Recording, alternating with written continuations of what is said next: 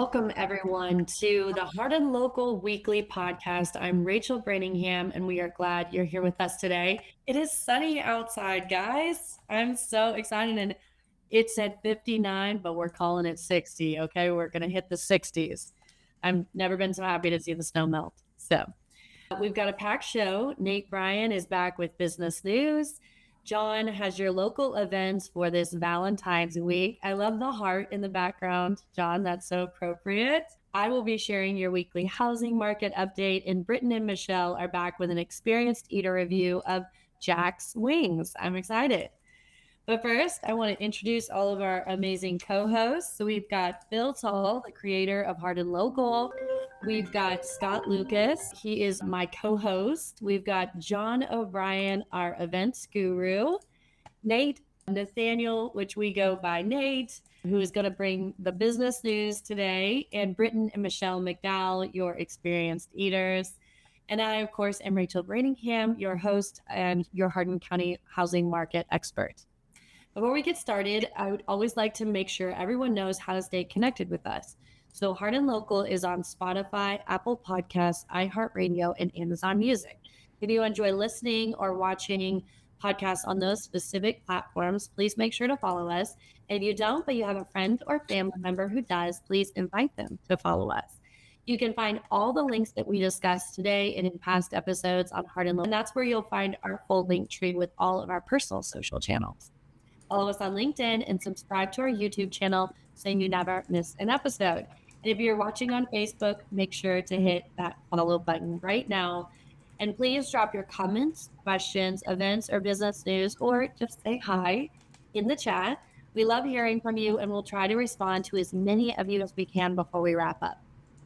Share this stream with friends, family, and neighbors, and anyone who loves Hardin County as much as all of us do. One more thing, if you have any shout outs you want us to mention at the end of the show, drop those in the comments. We'll read them off during our closing segment as long as they are appropriate. Hosts, you start thinking about your shout outs too, okay? All right. One last thing, we want to thank today's sponsor, Taul. Taul is a local technology company right here in Elizabethtown that helps businesses run smoother and stay secure.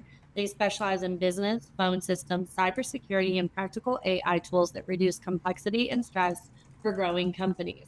If you'd like to learn how Taul can help your business, just comment Taul on this video or visit hardinlocal.com for details on how to get in touch. And of course, you can always reach out to Phil. Phil is a partner with them, and he can discuss that with you in detail. So, Yeah, you can also find my contact information on hardinlocal.com and then reach out to me if you're interested in Taul services. Hey, Harvey. Harvey just said hello, everyone. So Good to see you, Harvey. Glad you're with us.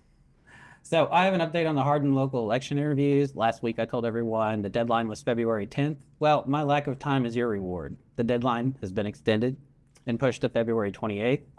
If you're running for an office in an opposed race and haven't registered yet, you still have time.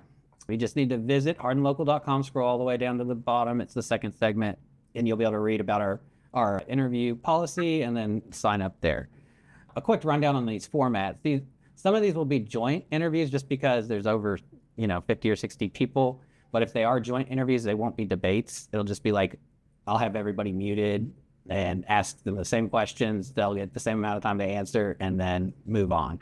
But if you can be more flexible with this, with your schedule, we can get you on a standalone interview. It's just, it's a lot of interviews to do, and we just want to make sure we have time to do them.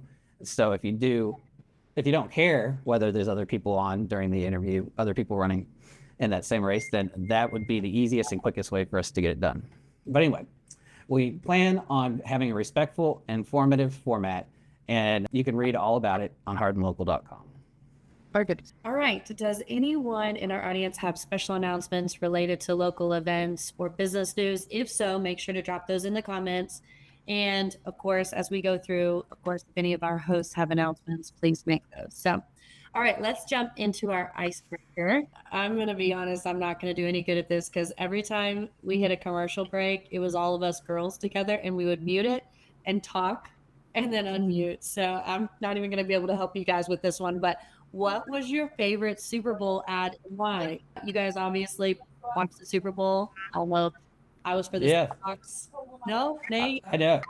No, I didn't go out. So like we watched the YouTube, watched the collection of every single commercial there was. So I did see it. Oh.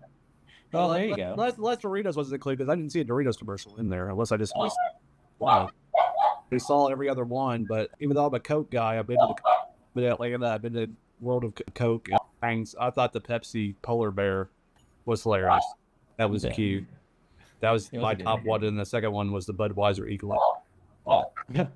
Yeah, I really like the Dunkin' Donuts one, which was like a parody of a Good Will Hunting, I think.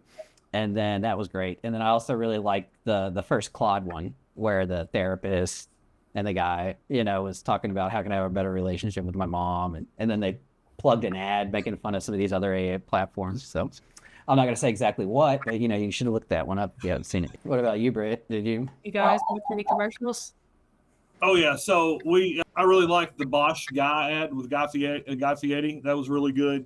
Also, and of course, Star Wars nerd here, the Mandalorian Grogu with the tauntauns and the snow sled. That was pretty sweet. It was. And so I did go back and look at some. I found that there's a list that you can get on Yahoo. It's the top 25 Super Bowl ads of all time, and some honorable mentions that I'll say these and see if anybody remembers. Anybody remember Snickers and Betty White? Oh yeah, that was a great one. What about from several of our younger days, Jordan Bird playing for McDonald's?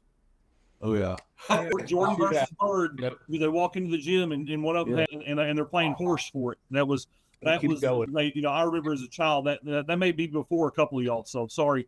And then the other one, this one is probably before y'all too because I was really young. The all time it was number 2 on the list is Burger King. Where's the beef? Yep, I remember that one. Where's the beef? Yeah. Where's the beef? And Sam Elliott. I like his voice when he says, "Where's the beef?" Yeah, John.